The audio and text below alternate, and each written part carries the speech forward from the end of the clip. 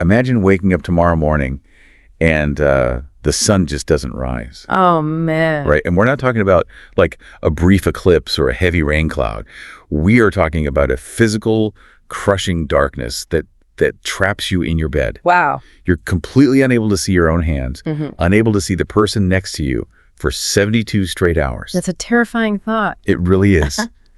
Welcome to the Deep Dive. We are thrilled to have you with us as we explore the fascinating sources you brought to the table today. I'm really excited to get into this one. Because, we aren't just looking at an ancient historical ledger here.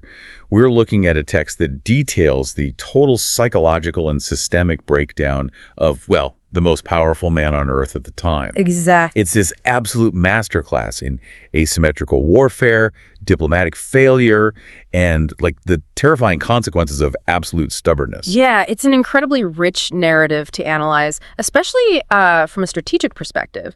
We're examining an escalating conflict between two very distinct leaders. Right. On one side, you have Moses, representing the God of the Hebrews, who brings this uncompromising set of demands. And on the other side, the Pharaoh of Egypt, an autocrat sitting on top of a world's premier superpower who absolutely refuses to yield his enslaved workforce. And the text doesn't even try to hide the underlying architecture of this conflict, right? Not at all.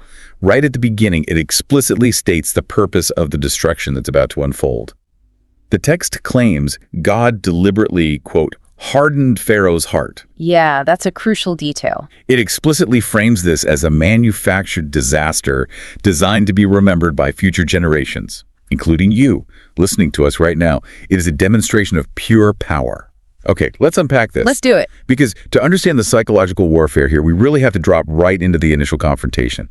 Moses and Aaron, they just walk into Pharaoh's court and deliver this blunt ultimatum. Very blunt. Yeah, like, let the people go, or tomorrow a swarm of locusts will arrive.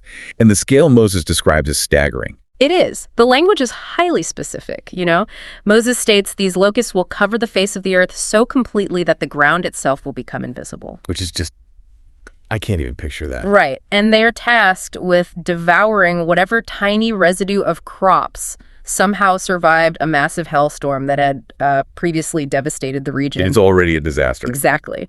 And they won't just stay in the fields. The text warns they will fill Pharaoh's houses and the houses of all the Egyptians. I mean, an invasion on a scale unseen by their fathers or grandfathers. Yeah. And then Moses just turns his back and walks out. He literally drops the mic and leaves the thread hanging in the air. He really does. But wait, I have to push back here because the reaction inside that court completely baffles me. Like, I read this and I picture Pharaoh's servants like a panic corporate board of directors trying to rein in a rogue CEO. That is a perfect way to look at it. Right. The servants turn to Pharaoh and ask, "How long shall this man be a snare unto us?"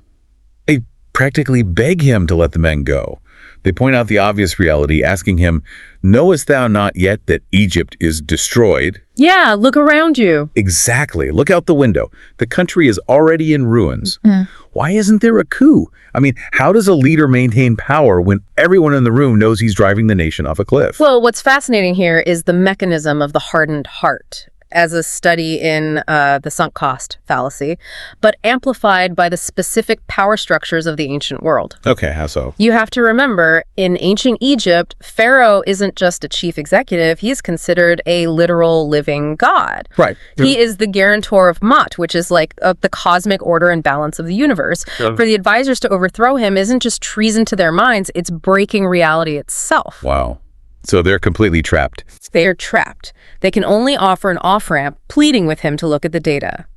Admitting defeat to the deity of an enslaved people would shatter Pharaoh's entire political and theological legitimacy. Because he's supposed to be infallible. Exactly. If he concedes now, all the previous devastation they suffered was for nothing. He is psychologically entrenched. So he tries to negotiate from a position of weakness while pretending it's a position of strength. Right. He calls Moses back and offers a compromise. Like, he'll let them go, but he wants to read the fine print. Who exactly is going? And Moses strips away any illusion of compromise. He demands an all-or-nothing departure. The young, the old, the sons, the daughters, the flocks, and the herds. Everyone and everything? It's an entire population migration. So Pharaoh counters by offering only the adult men. And when Moses refuses, Pharaoh issues this chilling warning, "Evil is before you." and literally has them driven out of his court. He throws them out. Yeah. Pharaoh is desperately trying to dictate the terms of his own defeat, and Moses simply refuses to play the game. Man. So because Pharaoh rejects the terms, the countdown hits 0.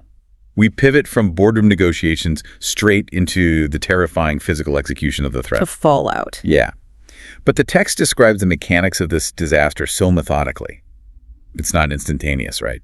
Moses stretches out his rod, and an east wind begins to blow. But it blows all that day and all that night. The anticipation. Yes. I think about the psychological terror of that mechanism. It's psychological warfare. You're just waiting in the dark, listening to the wind howl for 24 hours, knowing exactly what it's carrying toward your borders. It's horrifying. And if we connect this to the bigger picture, we have to look at the biology and economics of what is happening. A locust swarm of this magnitude isn't just a bad harvest. Far from it. Right. A swarm can consume its own weight in food every single day. When the text says they darkened the land, it is describing a literal biological superorganism moving across an agrarian economy. A superorganism. And the text delivers this utterly terrifying summary. It says, "There remained not any green thing in the trees or in the herbs of the field through all the land of Egypt." Total devastation. Not any green thing. But, it makes me question Pharaoh's logic even more. After surviving the hail and now watching every last leaf get stripped from his country, why play chicken with a force that can summon a localized apocalypse? It defies reason. What leverage did he think he had left? Well, he still believed he had the leverage of endurance. This goes back to his refusal to abandon his worldview. Strip a nation of its crops and you guarantee famine, yes. But a stubborn autocrat can hoard grain reserves. Oh, wow. Right, he can let the lower classes starve while maintaining his inner circle. Pharaoh is treating this like a war of attrition. That is so cynical. It is, and look at how he handles the resolution. The pressure temporarily breaks him. He calls Moses in haste, and he begs. Moses entreats the Lord.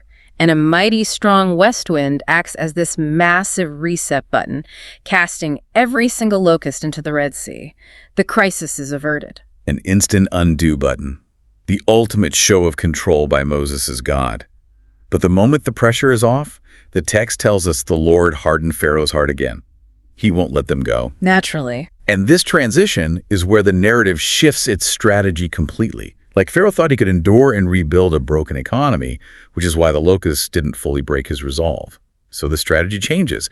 If you can't break a leader's wallet, you have to break his mind. That's a highly accurate way to frame it, honestly. The escalation shifts from agricultural and economic ruin into profound sensory and psychological deprivation. But before we get to the darkness, we have to look at how Pharaoh actually apologizes for the locusts. It's so frantic. Oh, absolutely. He says, "I have sinned against the Lord your God," and then he pleads, "Forgive, I pray thee, my sin only this once, that he may take away from me this death only." He literally calls the locust swarm this death. This death, yeah. But the second the bugs are gone, the apology vanishes. Which is telling. This raises an important question about the nature of repentance and leadership. Pharaoh's apology is entirely transactional, not transformational. What do you mean by transactional? Well, he treats Moses' God like a cosmic vending machine, Yeah. Insert a confession, receive relief from the consequences. He explicitly says, take away this death only. He wants the punishment removed, but he has no intention of changing his behavior. Wow, yeah. This is a classic pattern of a hardened leader. They manage the immediate public relations crisis without altering the underlying policy at all. Which perfectly sets up Moses' next move.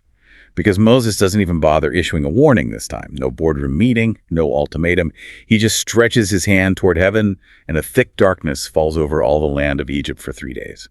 Unannounced. Exactly. Here's where it gets really interesting. The text describes it as darkness which may be felt. I can't stop thinking about the mechanics of that phrase. It's incredibly evocative. It makes me think of an oppressive sensory deprivation tank. It's not just the absence of light, like someone blew out a candle.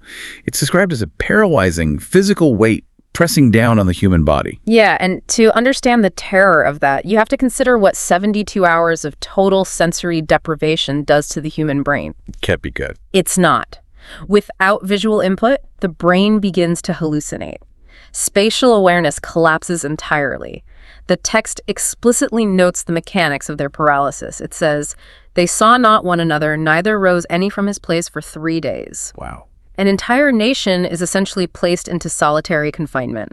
They are pinned to the ground by an absence of stimuli. You literally cannot move from your chair, your bed, or the floor where you happen to be standing when it hit.